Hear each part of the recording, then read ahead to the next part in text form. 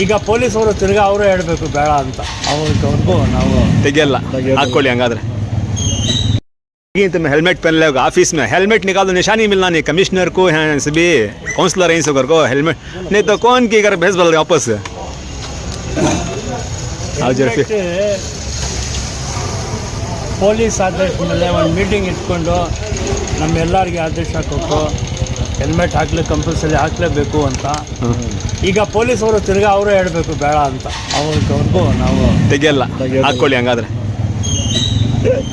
ಹೋಗಾವು